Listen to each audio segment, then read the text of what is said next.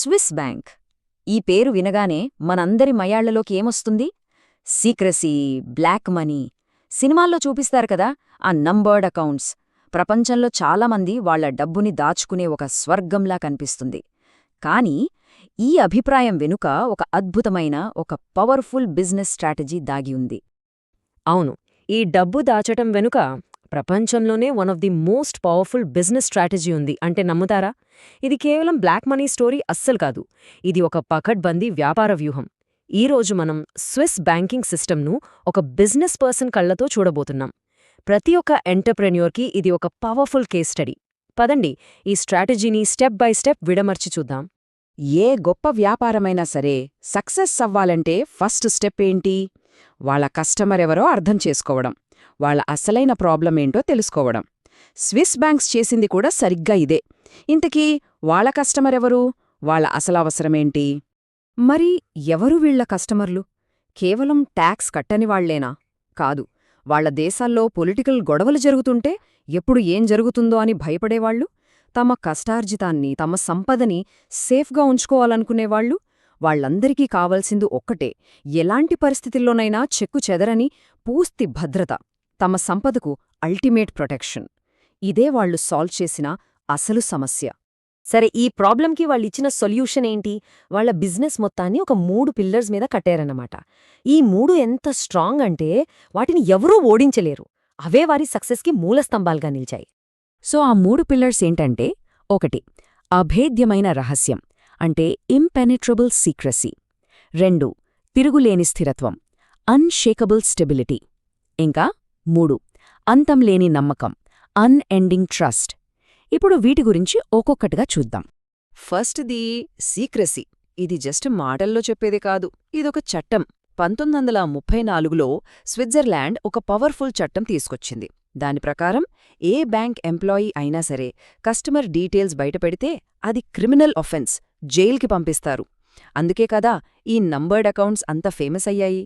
మీ పేరుండదు, just ఒక number. మీ ప్రైవసీకి double layer protection అన్నమాట. ఇక రెండోది స్టెబిలిటీ. ప్రపంచంలో ఎక్కడ ఏ గొడవ జరిగినా, ఏ యుద్ధం వచ్చినా స్విట్జర్లాండ్ మాత్రం న్యూట్రల్గా ఉంటుంది. ఆలోచించండి, 1501 నుండి ఇప్పటి వరకు వాళ్లు ఏ యుద్ధంలోనూ పాల్గొనలేదు. దాదాపు 500 ఏళ్లకు పైగా. అందుకే ప్రపంచం మొత్తం అల్లకల్లోలంగా ఉన్నప్పుడు డబ్బు దాచుకోవడానికి అందరూ స్విట్జర్లాండ్నే ఒక సేఫ్ హెవెన్లా చూస్తారు.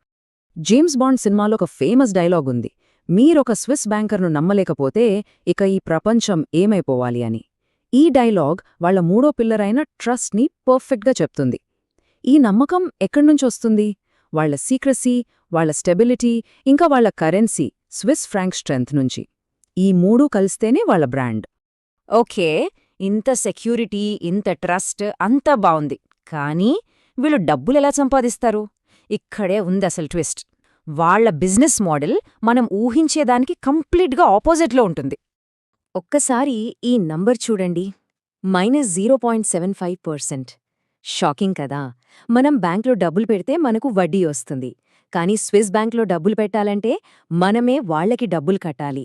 అంటే ₹1,00,000 పెడితే సంవత్సరానికి ₹750 వాళ్లకి ఇవ్వాలి. మరి ఇంత లాస్లో జనాలు ఎందుకు ఒక డబ్బులు పెడతారు? ఏంటి దీని వెనక ఉన్న లాజిక్? ఇక్కడే ఉంది అస్సలు మ్యాజిక్.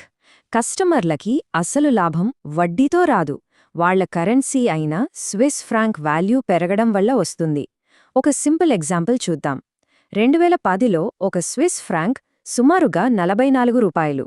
అదే 2023 వచ్చేసరికి ₹88 అయింది. అంటే డబ్బు డబుల్ అయిపోయింది. ఈ లాభం ముందు వాళ్లు కట్టే ఆ చిన్న నెగటివ్ ఇంట్రెస్ట్ ఎంత చెప్పండి? ఇది ఒకటే కాదు, వాళ్ళకి ఇంకా చాలా ఆదాయ మార్గాలున్నాయి. ఆ నంబర్డ్ అకౌంట్స్ మెయింటైన్ చేయడానికి పెద్ద మొత్తంలో యాన్యువల్ ఫీజులు, ఫారిన్ క్లయింట్స్ కోసం స్పెషల్ ఫీజులు, అంతేకాదు బంగారం, డైమండ్స్ లాంటివి దాచుకోవడానికి హై సెక్యూరిటీ లాకర్స్ ఉంటాయి కదా, వాటి రెంటు లక్షల్లో ఉంటుంది. అంటే వాళ్లు సెక్యూరిటీని ఒక సర్వీస్లా కాకుండా ఒక లగ్జరీ ప్రాడక్ట్లా అమ్ముతున్నారన్నమాట. అయితే అంతా బానే ఉంది కానీ ఈ సీక్రసీ సిస్టమ్ మీద ప్రపంచ దేశాల్నుంచి విపరీతమైన ప్రెషర్ వచ్చింది, ముఖ్యంగా ట్యాక్స్ విషయంలో. ఈ ప్రెషర్ వాళ్ల బిజినెస్ మోడల్కి ఒక అగ్నిపరీక్ష లాంటిది. చూడండి ఏం జరిగిందో. 2014 తర్వాత ఇండియా లాంటి చాలా దేశాలు స్విట్జర్లాండ్పై ఒత్తిడి పెంచాయి, మా వాళ్ళ అకౌంట్ డీటెయిల్స్ ఇవ్వండి అని. చివరికి 2019లో వాళ్ళు ఫస్ట్ లిస్ట్ షేర్ చేయడం మొదలుపెట్టారు. అప్పుడు అందరూ ఏమనుకున్నారు, ఇంకా స్విస్ బ్యాంకుల పని అయిపోయిందనుకున్నారు. కానీ ట్విస్ట్ ఏంటంటే 2020లో ఇండియన్ డిపాజిట్స్ 13 ఏళ్ల రికార్డును బ్రేక్ చేశాయి. ఎలా సాధ్యమైందిది? ఎందుకంటే వాళ్ళు షేర్ చేసింది కేవలం అఫీషియల్ అకౌంట్ డేటా మాత్రమే, అది కూడా ట్యాక్స్ కోసం.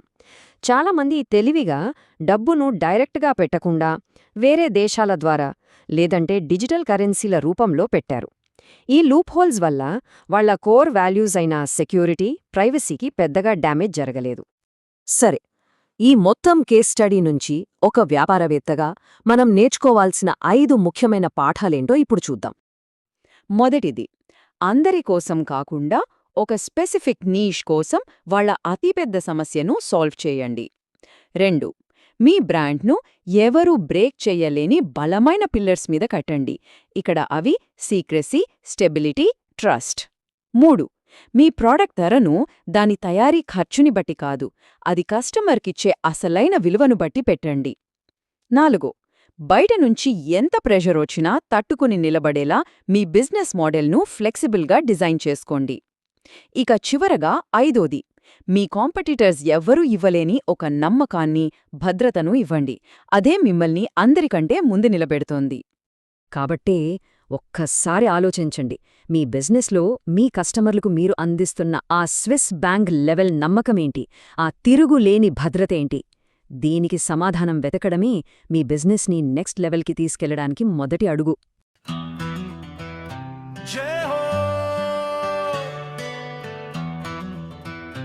जय हो भारत माता की जय।